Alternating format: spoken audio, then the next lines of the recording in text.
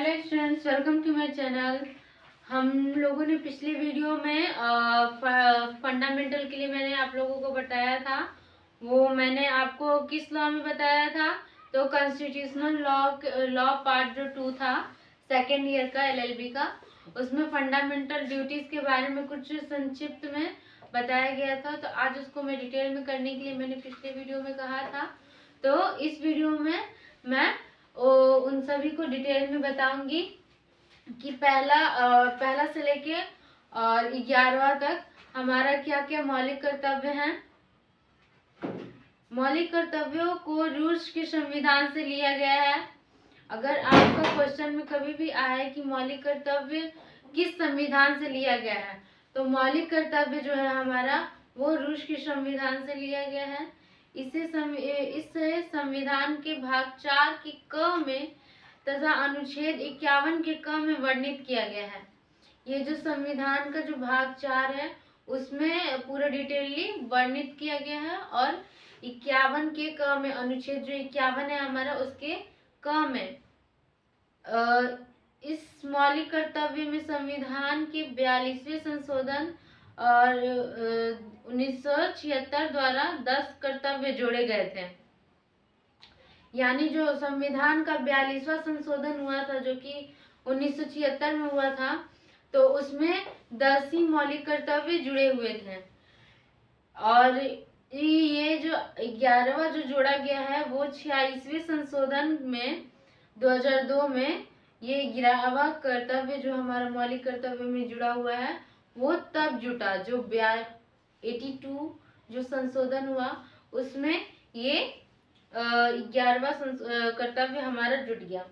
तो अब हम लोग है ना बिना देरी किए ये जान लेते हैं कि हमारा पहला से लेके 11वां तक मौलिक कर्तव्य में क्या क्या लिखित दिया गया है जो कि हमें करना चाहिए, जो हमारा कर्तव्य है।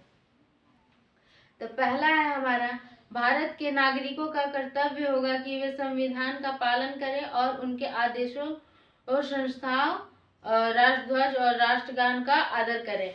यानी पहला में है कि सरकार द्वारा संविधान जो बनाया गया है उन सभी का पालन करना नागरिकों का कर्तव्य है, और राष्ट्रध्वज और राष्ट्रगान का सम्मान करना उनका कर्तव्य है। दूसरा है, स्वतंत्रता के लिए राष्ट्रीय आंदोलन को प्रेरित करने वाले उच्च आदेशों को अपने हृदय में संजोए और उनका पालन करें। यानी दूसरा में भी वही मिला जुला ही, लेकिन इसमें भी देश से जुड़े ध्वज को और राष्ट्रगान को सबको खुद में ढाल लेना है। अब तीसरा में हमारा आ जाता है, भारत की प्रभुसत्ता, एकता और अखंडता की रक्षा करें और उन्हें बनाए रखें। हमें भारत में एकता हमेशा रखना है। कभी भी ऐसा कोई कार्य ना हो जिसके कारण ये खंड खंड में बटे। इसको एकता में बनाए रखने का जिम्मेदारी हमारे ऊपर ही रहता है। हम लोग चाहे तो देश को बना सकते हैं, हम लोग चाहे तो देश को बिगाड़ भी सकते हैं। तो ये हमारा भारत देश है, ये हमारा अपना देश है, इसे हम लोग बनाए रखें तो ज़्यादा बेहतर रहेगा।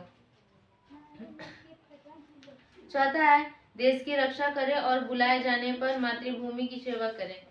यानी जो लोग बॉर्डर पे रहते हैं ज़्यादातर उन सभी के लिए है ये, और हमारे लिए भी है, क्योंकि अगर कभी भी हमारे ऊपर ऐसा संकट आता है जिसके कारण हमारी ज़रूरत पड़े मातृभूमि के लिए, तो कभी भी हम लोग वहाँ पर जाकर उस लड़ाई को लड़े और जीतने का प्रयास करें।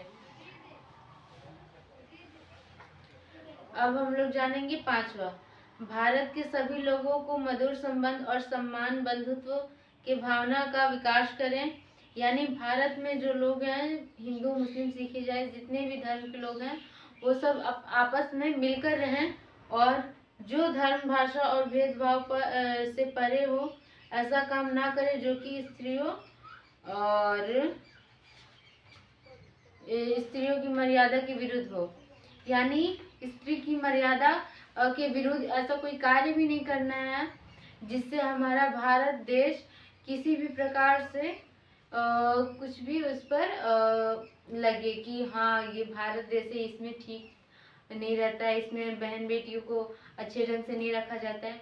यहाँ पर ऐसा कोई भी कार्य नहीं होता है, लेकिन यहाँ पर ज़्यादा से ज़्यादा सभी के लिए बराबरी आजकल सरकार ने बना दिया है। लड़का लड़की में कोई फर्क नहीं, सभी को पढ़ना है।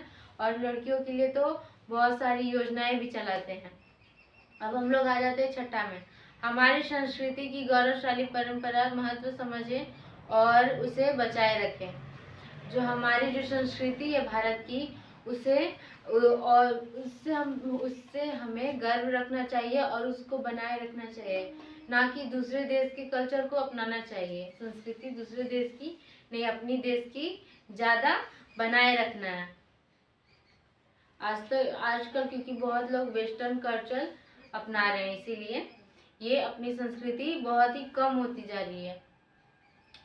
सातवां है प्राकृतिक पर्यावरण के अंतर्गत वन, झील, नदी और वन जीव की रक्षा करना है। प्राकृतिक पर्यावरण में जितने भी लोग आ जाते हैं, वन, झील, आजकल बहुत सी जीवों की संख्या बहुत कम होती जा रही है, तो उनकी रक्षा करना हमारा ही दायित्व है।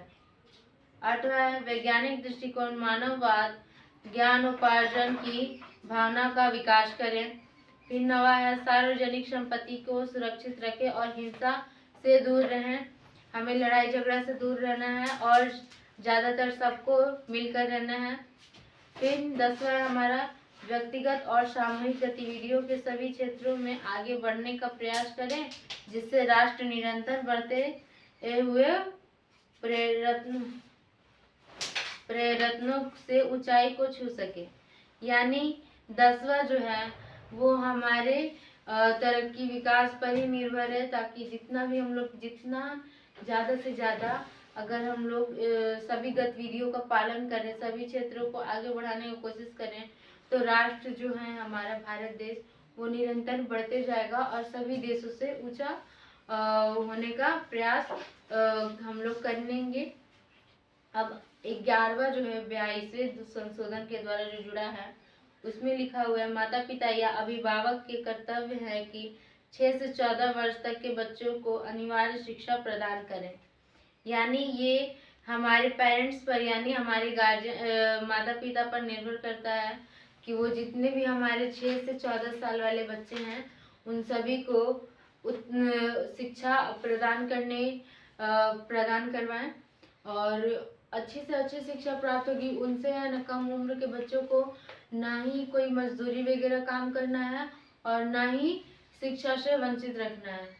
ये सभी के लिए नियम बनाया गया है, जो कि हमारा ये लास्ट मौलिक कर्तव्य था। तो आज हमारा मौलिक कर्तव्य कंप्लीट हो गया।